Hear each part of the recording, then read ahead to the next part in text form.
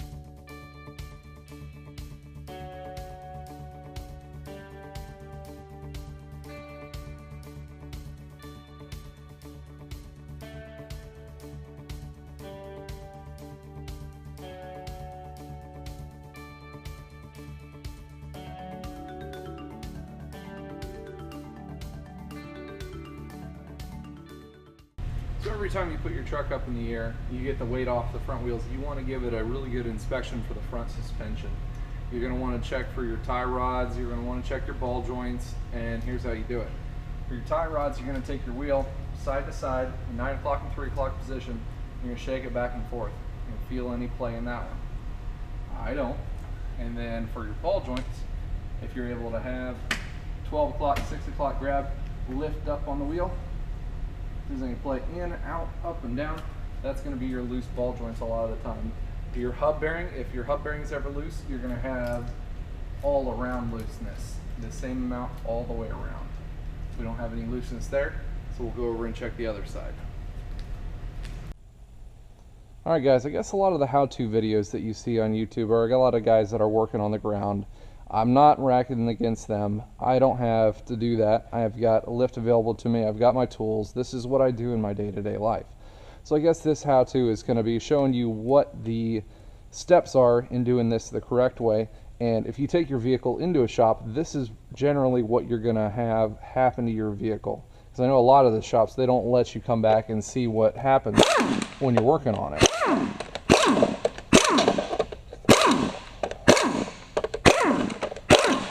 One of the cool things I thought would be really neat is if shops would allow cameras back in the back. People are, you know, generally pretty picky about their vehicles, so they like to keep an eye on them. And if we're doing a bigger project, like an engine or something, they want to see how the project is coming.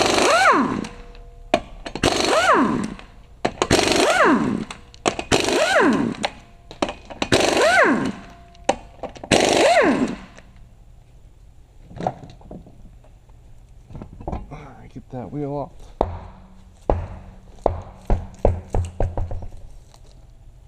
Yeah, your customers are wanting to see how the project is going.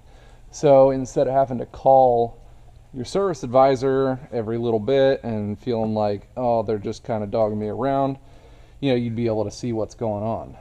So this is going to show you a little bit what we do from day to day for that. So tearing into here, we got to look at our brakes here. Going to look in at the pad material. As you can see, it is pretty darn thin. I want to say it's probably 2 millimeters or less. I don't like running things that low, so that's why we're changing them out. So the back side of the caliper, these pin bolts look like they're 18 millimeter.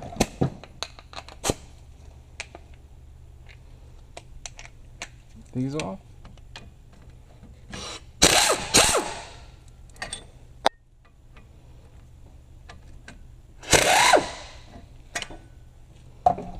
So there's the pins that are removed. Both even. They were pretty well lubricated. They weren't froze up, so that's good. They're not different, so we don't need to keep track of which one goes where. We'll set them off to the side there.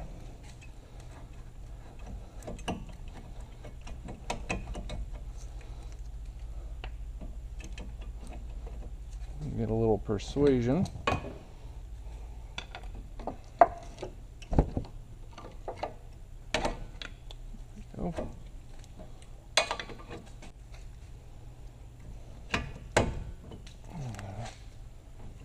There we go.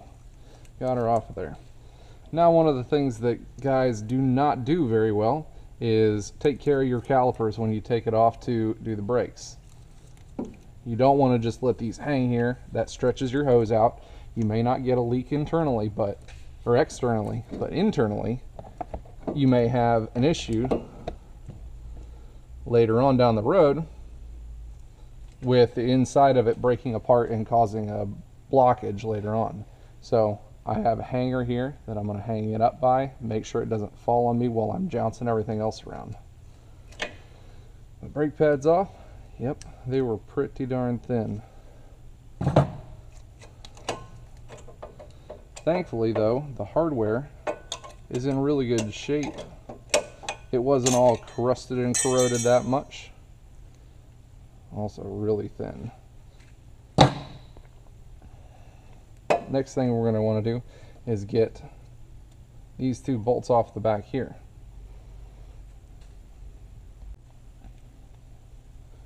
These two that hold the bracket to the spindle, they're going to be a 21 millimeter. They're not going to come off so easy. So we've got 2.5 foot 3/8 breaker wrench here. We'll get these broken free. They like to use Loctite on these from the factory, so they haven't been done before, which I kind of doubt these have been done before.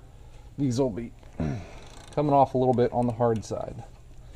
Get them there, and back to our air tool.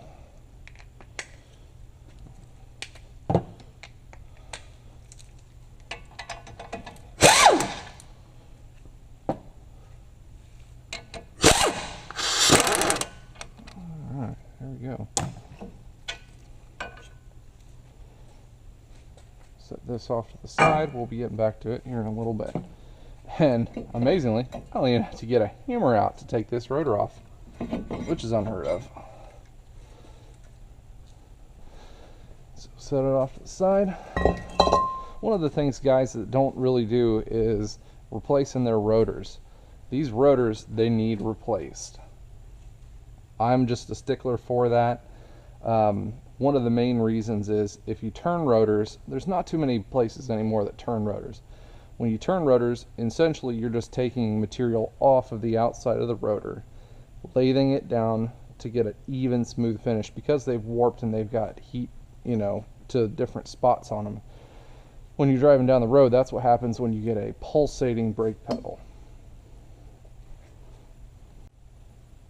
That pulsating brake pedal comes from so much heat happening in your brake system. When you come to a stop, that pad is squeezing one area, so it's going to cool unevenly.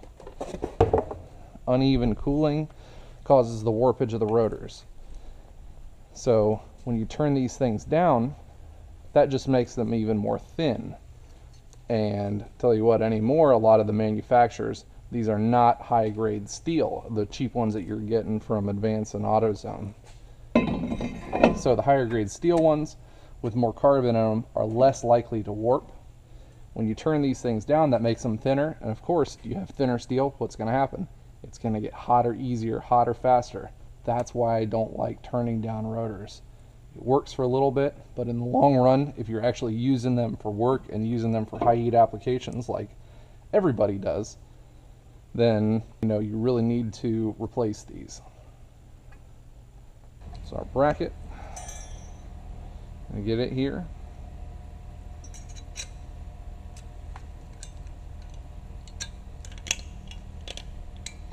New hardware just kind of clips right on there.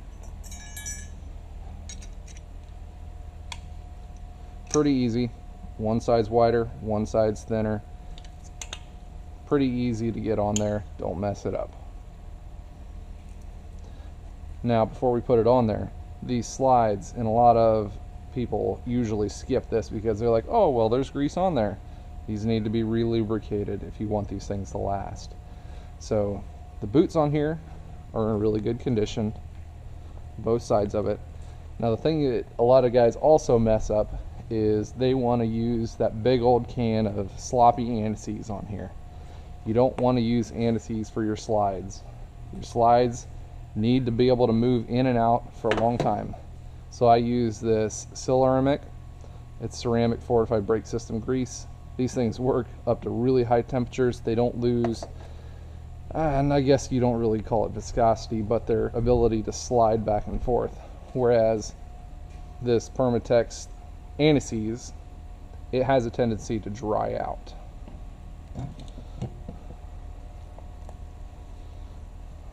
So we're going to want to take some of this. We're going to clean these slides off. Some of that old grease and material. Clean those off. And then we're going to add some of this lubricant into our slide holes. Put this back in here. One of the other cool things I noticed, this boxing, when a company gets a part right, they get their packaging right. This is a high quality package. It's got magnets here and the right advertising on their package for it as well. I don't know. I just think it's something that's really cool. Let's see, looking at here.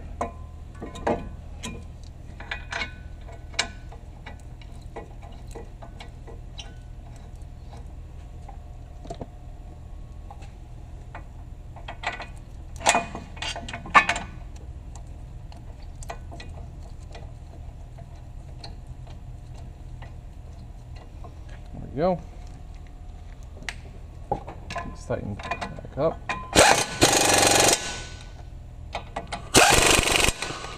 And no, I'm not going to put any more Loctite on those bolts. They get plenty of tight.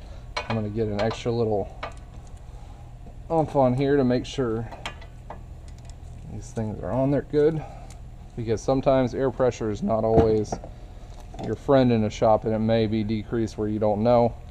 Can't trust these every single time. There those are. Our hardware looks really good. Now this is one area where you can use a little bit of anti-seize, and when I mean a little bit, I mean a little bit.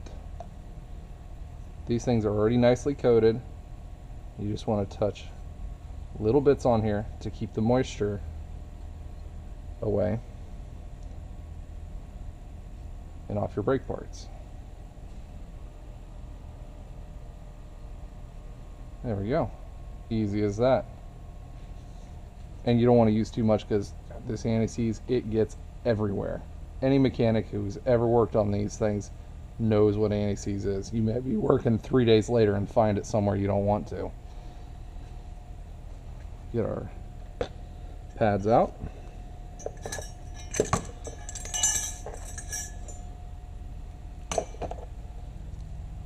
Here's the real test to check the fitment of brake pads. How you know you get a really high quality one is one that you do not have to adjust over on the grinder to get it to fit.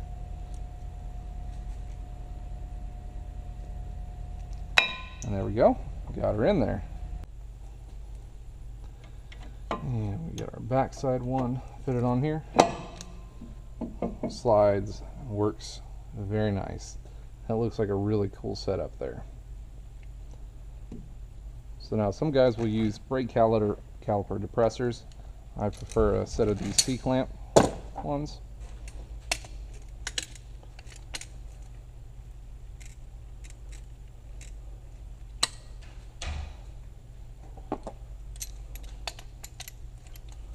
Adjust these in, and we're just going to go back and forth one at a time. Alright, let's fit our caliper back on. We got everything depressed all in. It should all fit just nicely. You got to be careful that you don't mess up the boots on your bracket. Sliding those in nicely. Just like so. That's where it'll sit. And our pins, they're all pre-lubricated. Slide into place and get them started on a couple of threads. Same for the other one. There we go.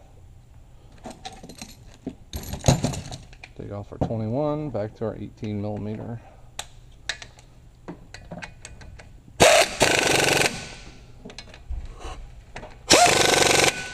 And that's the general idea. Rinse and repeat for the other side. Next thing we're going to do, we're going to take our tires and wheel, and we're going to roll it on over here to the balancer. One main thing that you guys really want to do is when you take your wheels and tires to some place, you want to ask them if they have a road force balancer. Not only will it measure the run out of the wheel, measures the tires, it's also going to check for out of balance of everything too. So let's have a look at this. We've got our Hunter Hammerhead road force balancer. First off, we're going to tell it what we're working on. We're working on Chevrolet 2006. Scroll down. Silverado pickup 2500 HD with LT tires. It's going to tell us what collets we're going to be using for adapting it correctly to this vehicle. All right.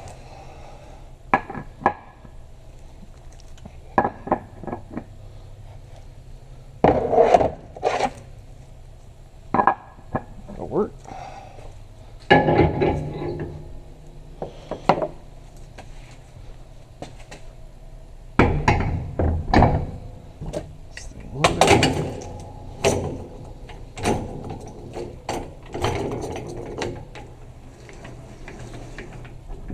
Looks like we're going to have to use a bigger head for this.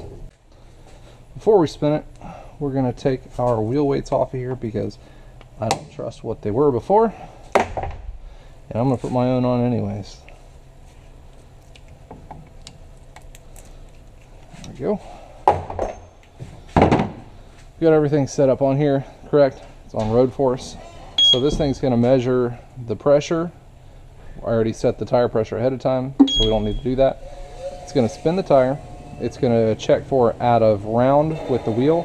It's going to check for the out of balance on the whole tire and wheel assembly as a whole. And then it's going to put this roller against here, which is going to push roughly 2,200 pounds of force against this LT tire to check if there's any broken belts, imbalances, or anything in the actual tire.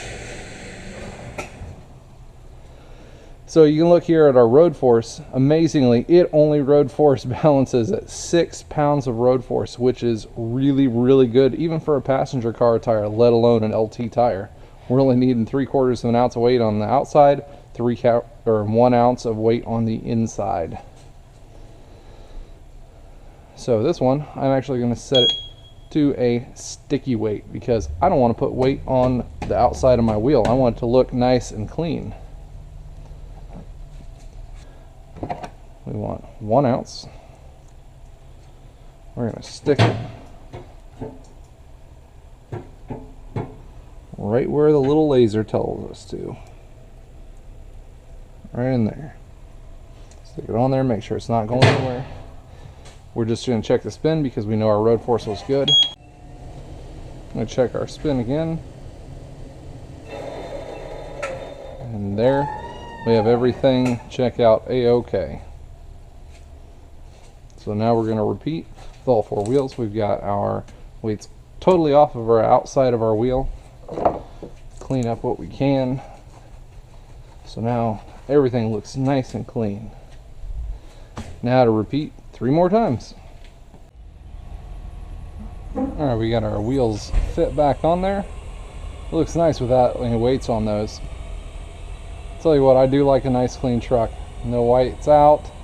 Thinking about doing the badges, doing away with those. I don't know, you guys tell me what you think in the comments, whether you like a truck that's got the badges that show what it's got on it, or if you like the clean D-badge look. Oh, we'll see what we're going to do. Another thing you want to make sure for you shop dummies is you need to torque your wheels. 140 foot-pounds for LT trucks. Always do it. There's no ifs, ands, or buts. Not like, oh, my impact can do that, no problem. I know your impact can probably do it, but what if, you know, for instance, that air supply isn't great? You need to torque your wheels.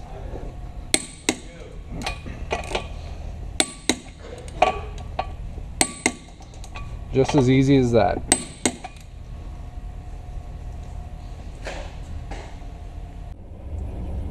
Alright, we got everything let back down on the ground. Everything's all cleaned off. Everything's torqued down. Now we need to go for a test drive and see how these things work. First thing for more dummies, pump your brakes up after you do them. Otherwise, you'd be putting a dent in Larry's box back there. You don't want to do that. A couple pumps, and because they're hydro boost, you have to start it. And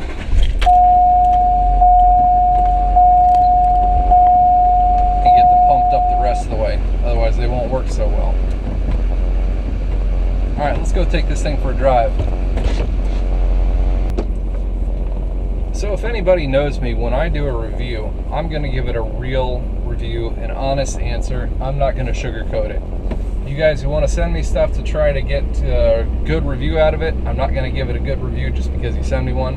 I'm going to give it a really good, open and honest opinion. So before I started this today, I had some pretty spongy brakes. They were pretty low on the pedal, and you know, they probably were the second set that this vehicle has ever had. Right now I'm hitting over 97,000 on the odometer. So for a second set of brakes on something that was fifth wheel towed before, I'd say is pretty darn good.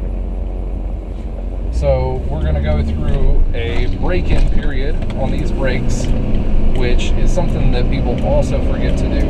You want to go through about 7 to 8 nice, easy braking. You don't want to do hard pedals into this at first. Nice, easy braking,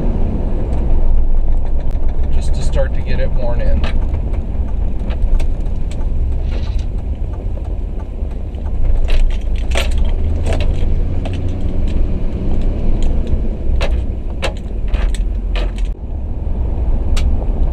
Boys and girls, and this is another version of an honest opinion, because this review is not perfect.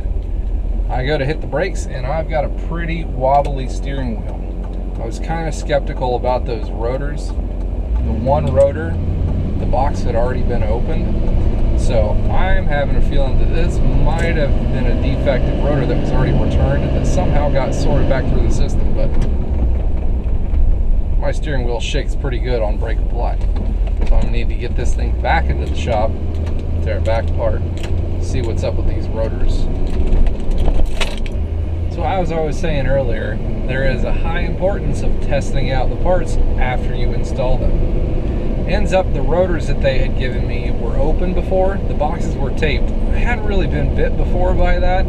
Usually some guys, they'll open a box and then say that, oh, these didn't fit or they're not the right ones, and then give them back and they give their money back. Well, evidently these ones, the guy must have put them on and railed the crap out of them and then heated them up and warped them beyond whatever and just gave them back. Somehow they got given back and I got them as new ones for some reason. My luck. So AutoZone was really cool. They swapped them out for me. They even delivered them to the shop for me. Awesome of them. I got them put on. I'm going through the break-in period right now. As I was saying earlier, a lot of the break-in on these is something that guys ignore. They just slap them on, throw them together, and let's go for a drive. Nope. You have to do at least 8 to 10 slow speed ones. That sets in the brake pad and the rotor material, inlays it. If you use them for too high of heat right off the bat, it starts a glaze on the rotor.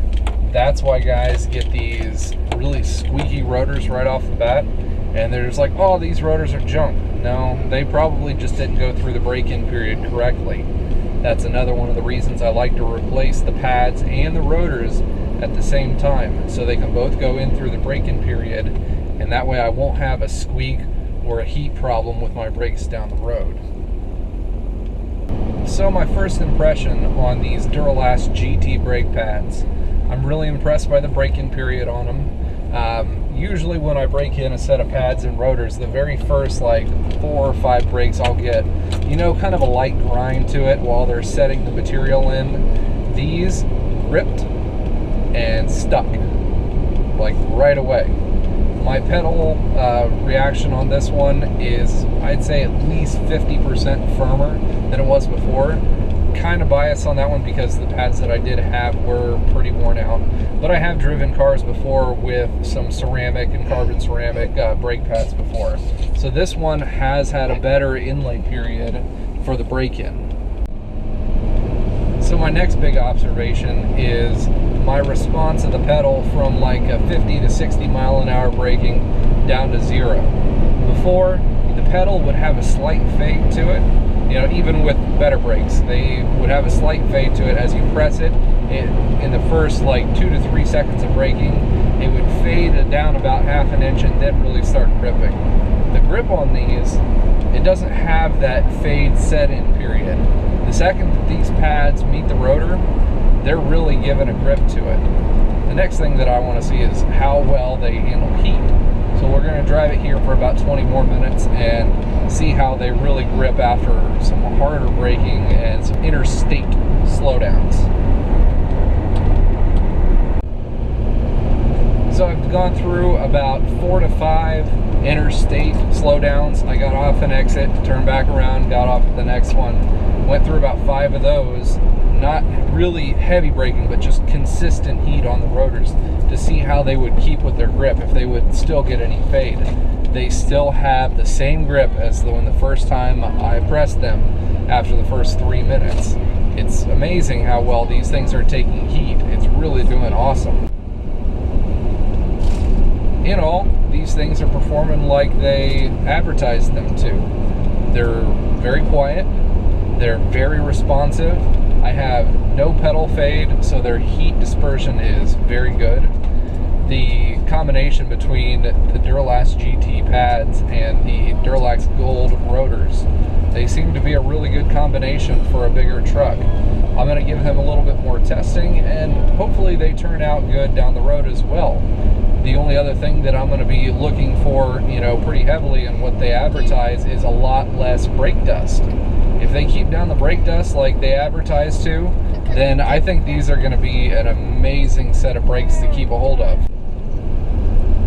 So in final conclusion on those brake parts that I installed today, the cost of them, I'd give them, you know, 4 out of 5 stars. They are a little bit more expensive, but if you want the quality things, they're not going to be a cheap in out the door kind of thing.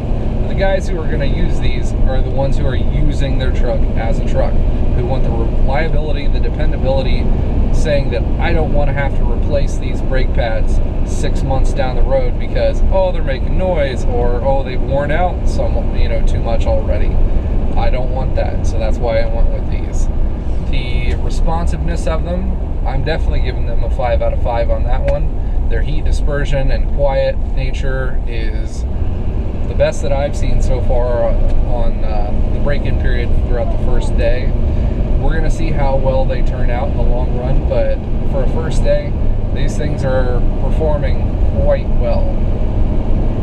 In the comments, I want to hear some of you guys and saying what kind of brake parts you guys use for your trucks. Do you guys just like to stick with a lot of the cheaper ones? Do you guys like the mid-grade ones because, oh, you know, they can't be as bad as the cheap ones? Or do you guys like sticking with some of the EBC brakes? I've gone with a couple of the EBC green stuff pads and rotors before, but they are at a very high premium. For the front set of pads and rotors for this truck, those were going to end up costing right around $300 for it. It's a little bit more than I want to spend on them, so that's why I'm trying these compared to an EBC brakes like I had before on my Dodge 2500. Hopefully the price point matches, and we're gonna find out. It's been another fun day of maintenance here on the truck. I want to thank you guys for stopping by the channel. We've got a lot more in store. I want to do a whole lot more to this truck. We're going to see how funds and everything pan out, but doing the little maintenance things is one of the parts that I really want to be able to show people. That and showing the internet the different side of doing maintenance on the vehicle. When you take it to a shop, how does it look? How, what's going on behind the scenes? If you like the content that I gave you guys today, I want you to hit the like and subscribe button. Give me a comment telling me how you like the information that I give you. I'm going to be doing this for a long time, and hopefully we'll be giving you guys some more information and knowledge. Thanks for stopping by.